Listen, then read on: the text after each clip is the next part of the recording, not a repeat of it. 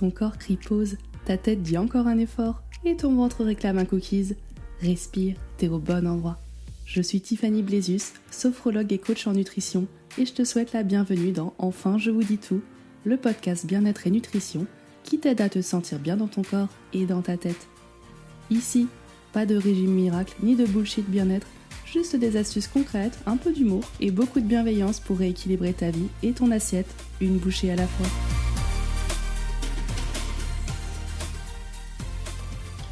Je dois arrêter les pâtes, le sucre c'est le problème, les glucides font grossir. Si tu t'es déjà dit ça, t'es clairement pas seul. Et c'est pour ça que j'avais envie de faire cet épisode aujourd'hui, faire un focus glucides pour enlever ces idées reçues que tu peux peut-être avoir, ces croyances qui sont parfois vraies, parfois fausses, on va le voir ensemble. Mais j'ai remarqué, et toi aussi peut-être, que les glucides sont probablement les nutriments les plus diabolisés quand on parle de perte de poids, et on ne sait pas ce qu'il faut faire. Pourtant, tu verras que ce ne sont pas eux le problème, pas exclusivement.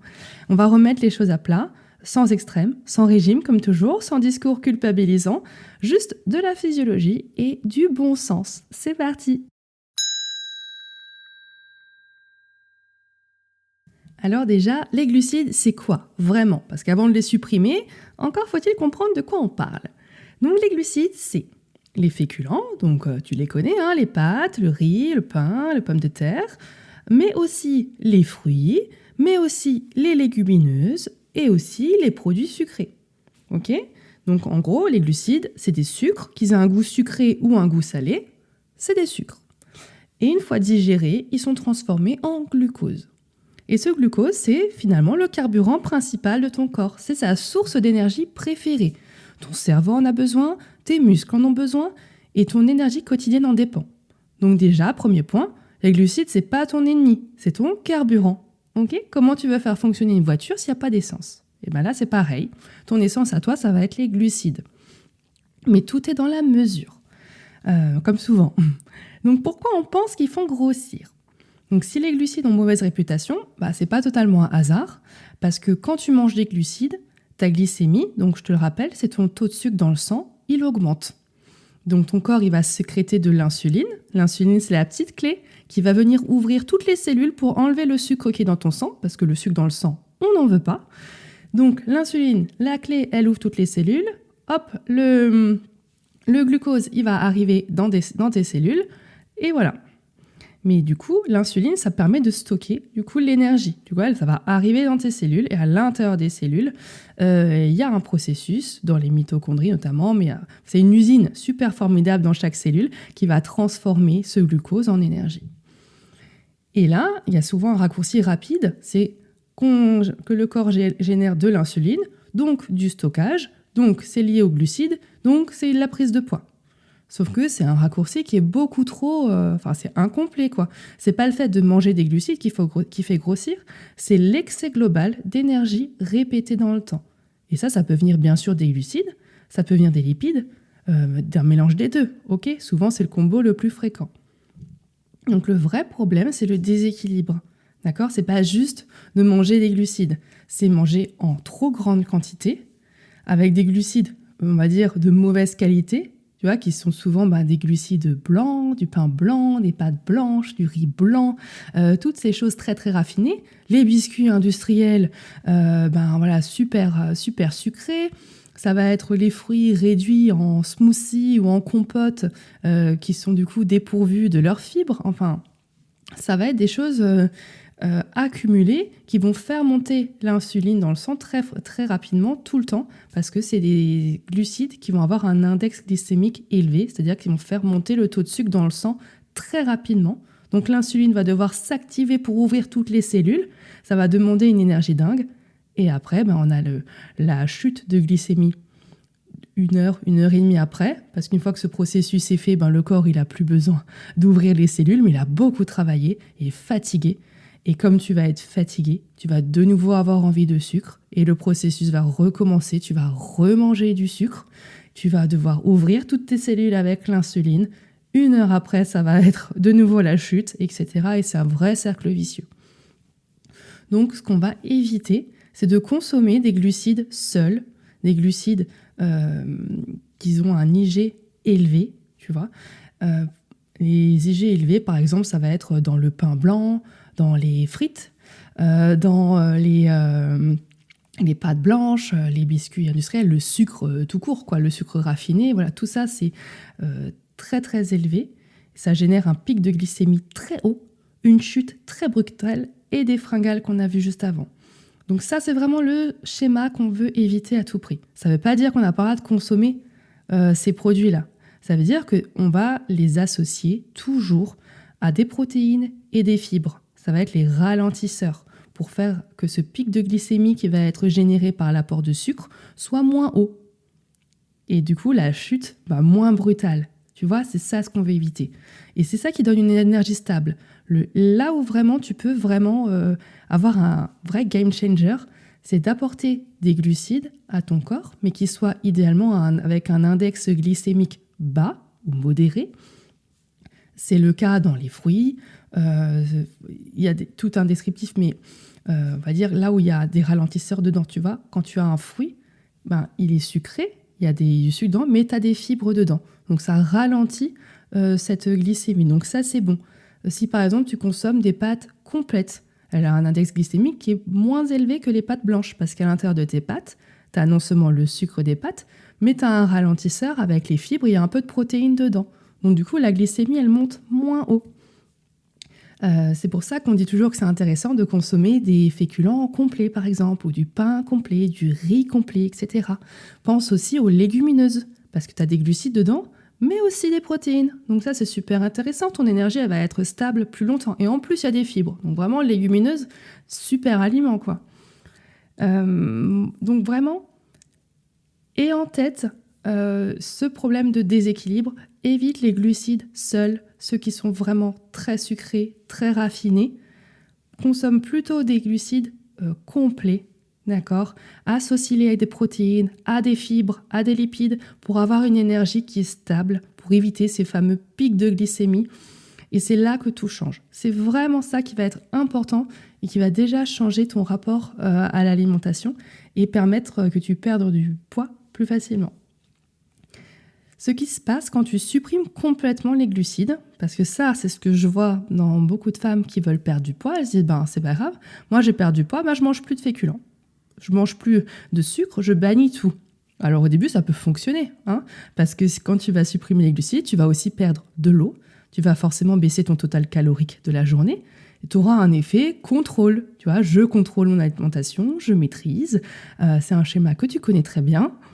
Mais rapidement, tu vas ressentir de la fatigue, de l'irritabilité, une baisse d'énergie, peut-être des compulsions alimentaires, voire même des obsessions alimentaires. Et souvent, on sait ce que ça entraîne, c'est un craquage et une reprise de poids qui est supérieure encore au poids que tu avais à l'origine avant de supprimer les glucides. Parce que ton corps, il manque d'énergie. Et il ne sait pas travailler sans les glucides. Okay, tu as peut-être déjà entendu des régimes comme le régime cétogène qui fonctionnent sans glucides, mais c'est des gens qui ont habitué leur corps à fonctionner différemment et à utiliser les lipides comme source d'énergie principale et non pas les glucides. Mais normalement, si tu écoutes ce podcast, toi tu consommes tout, tu ne fais pas de régime et les glucides sont ta source d'énergie principale. Donc drastiquement, quand tu supprimes tout, ton corps il n'est pas habitué. D'accord ? Il y a quelque chose qui se passe. Et de toute façon, dans ce podcast, on consomme tout. D'accord ? Il n'y a pas de régime, etc. Donc, la question qu'on va se poser, c'est comment bien consommer les glucides. D'accord ? Tu vas te poser la question, en fait, la question que tu vas te poser, c'est pas est-ce que je dois manger des glucides, c'est comment je les intègre intelligemment. Donc, comme on l'a vu, ne pas les manger seuls. Tu associes toujours les protéines, les fibres, les bons lipides. Par exemple, si tu aimes les pâtes, au lieu d'avoir un plat de pâtes entier avec que ça, tu vas plutôt avoir tes pâtes idéalement semi-complètes, complètes, voire même pâtes de légumineuses, si tu aimes bien. Plus des légumes, plus par exemple du poulet et un filet d'huile d'olive. Et là, du coup, tu as le plaisir d'avoir des pâtes, mais tu as quand même des fibres avec les légumes, des protéines avec le poulet et des bons lipides avec l'huile d'olive. Et là, tu n'auras pas cet effet j'ai envie de faire une sieste après de manger, ni d'avoir un gros pic d'insuline qui va arriver juste après, c'est pas possible. Par contre, le gros pic d'insuline arrivera si tu manges par exemple un énorme plat de pâtes à la carbonara. Là, oui, si tu manges que ça, l'après-midi risque d'être un petit peu dur, quoi. Donc, idéalement, ne pas manger les glucides seuls. Ensuite, tu vas les adapter à ton activité. Donc, plus tu bouges, plus tu as besoin de glucides, d'énergie. Donc, si tu as une journée qui est très active, si tu as une activité physique intense, un travail intense, que tu as fait du sport, là, tu peux te permettre d'avoir plus de glucides dans ton assiette. Par contre, si tu passes ta journée qui est relativement sédentaire, tu n'auras pas besoin de consommer beaucoup de glucides. C'est à ajuster en fonction des besoins que tu as. Donc, c'est de l'adaptation et pas de la restriction, parce que tu en auras toujours dans ton assiette. Mais par exemple, si tu as une journée vraiment sédentaire, où tu as un travail de bureau, tu te déplaces en voiture, et bien là, peut-être que le repas de midi, tu peux avoir juste l'équivalent de 2 cuillères à soupe de petit épeautre dans ta lunchbox, par exemple. Mais en revanche, si tu as une journée qui est plus active, avec un travail debout, et qu'en plus tu te déplaces à vélo, que tu as fait une séance de sport, peut-être que ces 2 cuillères à soupe peuvent se transformer en 6 cuillères à soupe. Parce que là, tu auras besoin de recharger tes batteries, tu vois. Donc, bien sûr, je te donne ça à titre indicatif, hein, c'est à personnaliser absolument. Dans un podcast, malheureusement, je ne peux pas te donner des grammages ou des choses vraiment plus précises, mais c'est pour te dire que c'est important d'adapter la quantité de glucides à ton activité. C'est vraiment cet élément de ton assiette sur lequel tu vas pouvoir jouer.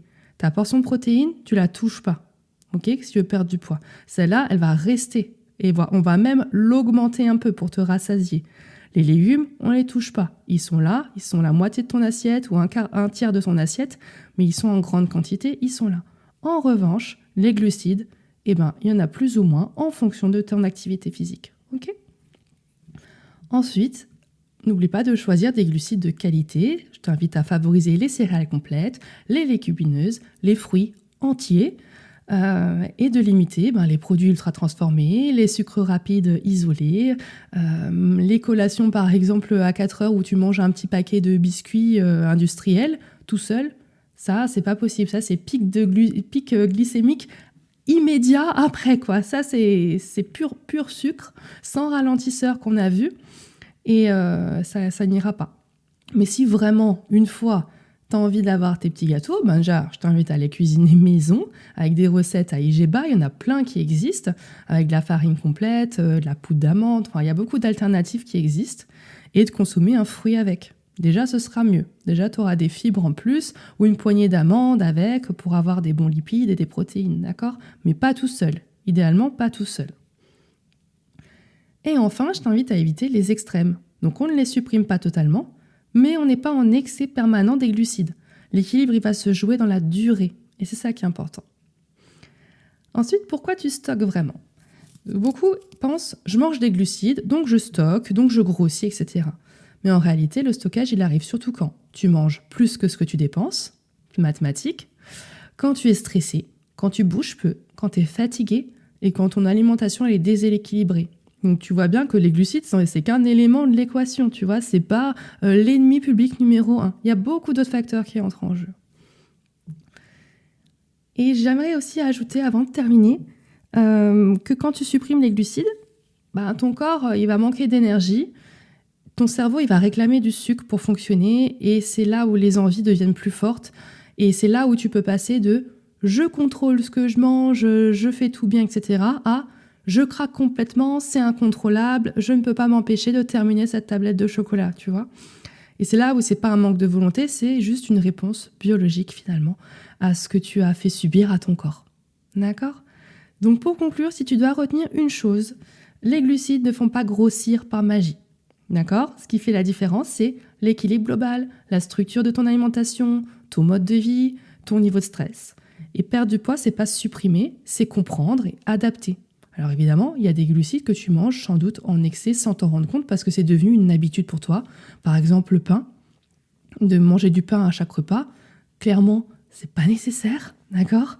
Est-ce que c'est nécessaire de manger peut-être la moitié de la tablette de chocolat ? Non, peut-être qu'une barre peut suffire, peut-être que 2 carreaux peuvent suffire. Tu vois, il y a des choses des fois qu'on mange en excès, on se pose même plus la question parce que ça semble évident, c'est notre petit moment plaisir ou quelque chose.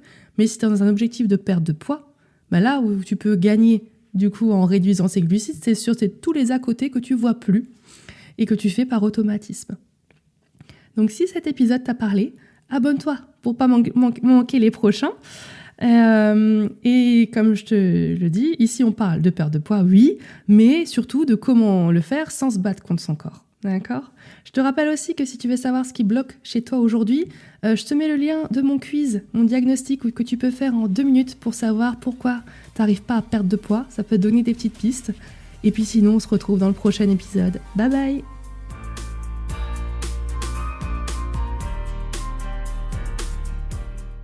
Si cet épisode a résonné pour toi et que mon podcast te parle, abonne-toi. Ici, on apprend à écouter son corps plutôt que de le combattre. À très vite!